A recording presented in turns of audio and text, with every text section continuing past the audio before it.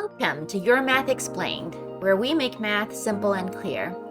My name is Angela, and in this video, we're going to talk about exponential functions and their graphs. So you've probably heard the word exponential used to describe things that grow really fast, like populations, interest, or even how much homework you've got piling up. But what does exponential really mean in math? Well, let's take a look using a Desmos demonstration first. So here, we have the graph of f of x is equal to a to the power of x, and a is just some number. So if we set a equal to 2, then this is the graph of 2 to the power of x. So notice that we have our point 0, 1, and when x is equal to 1, we have the point 1, 2. And when x is equal to 2, we have 2, 4. So if we change our a, let's say we change it to 3, then the graph gets steeper. And the reason is because now our base is 3. So 3 to the power of 1 is 3, so our point is now 1, 3. And 3 to the power of 2 is 9, so which means we have our point 2, 9. So now if we drag the slider around, we can see that as we increase our a value, the graph gets steeper and steeper. And if we decrease our a value, it gets flatter. So now what's interesting is if our a is equal to 1, then we actually get the constant function y is equal to 1. And that's because 1 to the power of anything is going to give you 1. But what's even more interesting is what happens when we decrease our a value to a value that's between 0 and 1.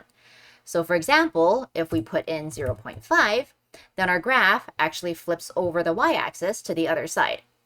And this is because if our a is 0.5 and we raise it to the power of x, then when x gets larger and larger, 0.5 to the power of x is going to become a smaller and smaller number. And one other thing to note is that we actually can't have a being a negative number. So if we drag our slider to a negative number, the graph disappears. So this tells us that for exponential graphs, we must have a base that is greater than 0. So in general, an exponential function is something that can be written in the form y is equal to a to the power of x, where a is greater than 0. And it has the following properties. The domain is x is an element of all real numbers. And our range is y is greater than 0. Our y-intercept is y is equal to 1 because anything to the power of 0 is equal to 1. And lastly, the horizontal asymptote is going to be y is equal to 0. So the horizontal asymptote is the behavior of the graph as x approaches infinity or negative infinity. So if you recall the demonstration that we just did in Desmos, for a greater than 1, our graph was an increasing function. So we don't have a horizontal asymptote on the right side. But on the left side, as x goes towards negative infinity, then our graph is getting closer and closer to the value of y is equal to 0, but it never actually reaches there. So the two types of exponential functions are when a is greater than 1, which is an increasing function, and that is known as exponential growth. And the other type is when a is between 0 and 1, which is a decreasing function, and that is known as an exponential decay. So we use exponential growth functions to model things like population growth, spread of diseases, or compounding interest. And we use exponential decay functions to model things like half-lives in chemistry or temperature cooling.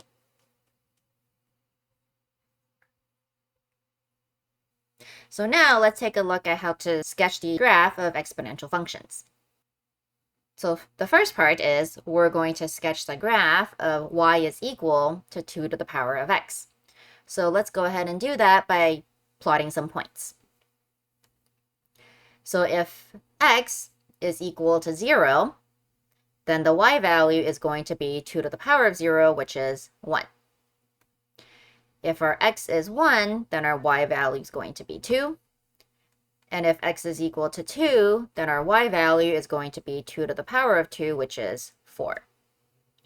And let's do a negative x value as well. So let's go ahead and try -1. So when x is -1, y is going to be 2 to the power of -1, which is 1/2.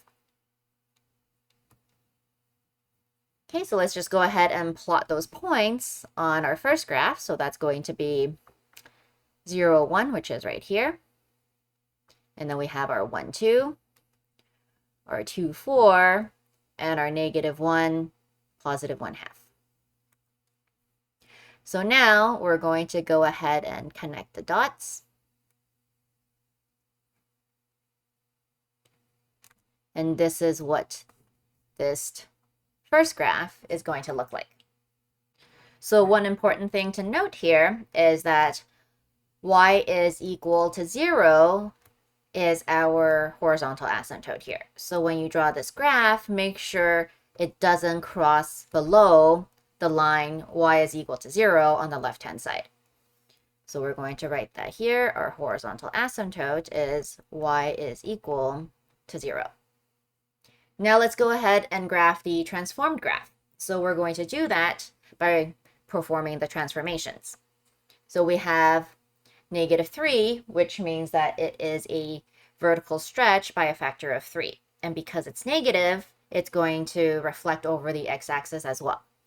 So that means our first point is going to become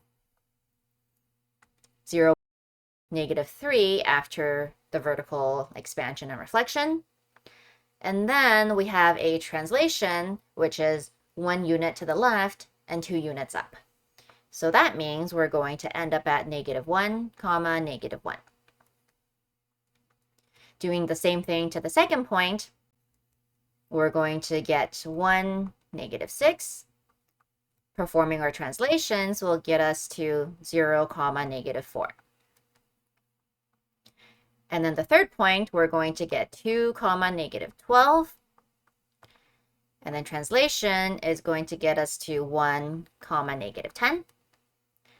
And then the last point, after the vertical expansion and reflection, we're going to get to -1, -3/2. And then the translation is going to get us to -2, positive 1/2.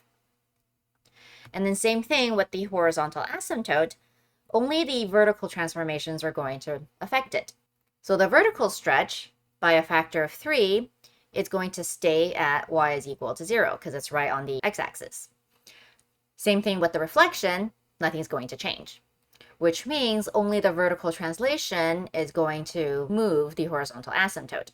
And the vertical translation here is up 2 units, which means the horizontal asymptote of our new function is going to be y is equal to 2. So let's go ahead and plot all those things on the second graph. So we have -1, -1. We have 0, -4. And then we have 1, -10, which actually goes outside of this. And then we have -2, positive 1/2. And then our horizontal asymptote is at y is equal to 2. So we're going to put a dotted line there to make sure that our graph doesn't go above it on the left-hand side. So now we're going to connect our dots, and this is going to be what the second graph looks like.